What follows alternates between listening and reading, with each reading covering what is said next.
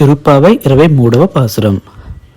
மாறி மழை முழைஞ்சில் மன்னிக்கிடந்துறங்கும் சீரிய சிங்க மறிவுட்டு தீவிழித்து வீரி மயிர் பொங்க எப்பாடும் பேர்ந்துதறி மூறி நிமிர்ந்து முழங்கி புறப்பட்டு போதருமா போலே நீ பூவை பூவண்ணா உன் கோயில் நின்றிங்கனே போந்தருளி கோப்புடைய சீரிய சிங்காசனத்திருந்து யாம் வந்த காரியమారాయణరులేలోర్ ఎంబావాయ్.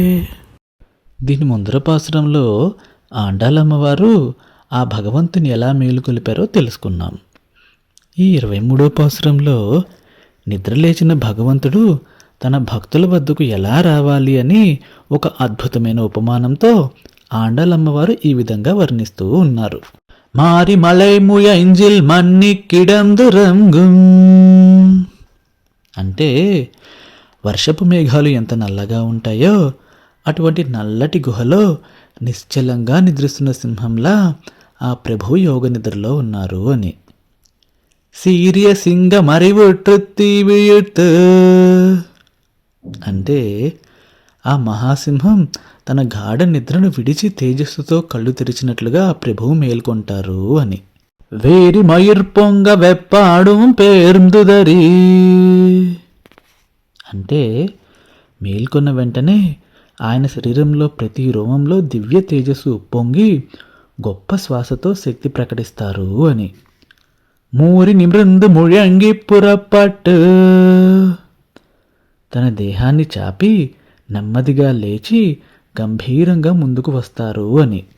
పోదరుమా పోలేని పూవై పూవണ്ണా అంటే వేటకు బయలుదేరే సింహంలా పరాక్రమంతో సౌందర్యం కలిగిన ఆ కృష్ణుడు దర్శనమిస్తారు అని. ఉన్ కోయిల్ నిన్రింగనే పోందరుళి అంటే నీ ఆలయం నుంచి కరుణతో బయటకు వచ్చి మమ్మల్ని దర్శించు ప్రభు అంటూ ఉన్నారు. కోప్పుడయ సీరియ సింహాసనత్తిరుందు అంటే క్రోధాన్ని నియంత్రించిన మహిమతో కూడిన దివ్య సింహాసనంపై ఆసీనుడవై యాం వంద కార్యమారాయణరులేలోర్ ఎంబావాయ్ మేము వచ్చిన ఉద్దేశాన్ని కరుణతో విచారించి మా కోరికలను అనుగ్రహించు ప్రభు అంటూ వేడుకుంటూ ఉన్నారు. శ్రీకృష్ణ పరమాత్మ తన భక్తుల పట్ల ఎంత కరుణామయుడో తన శత్రువుల పట్ల మాత్రం అంత కఠినాత్ముడు అంటూ అద్భుతంగా వర్ణించారు ఆండాలమ్మవారు.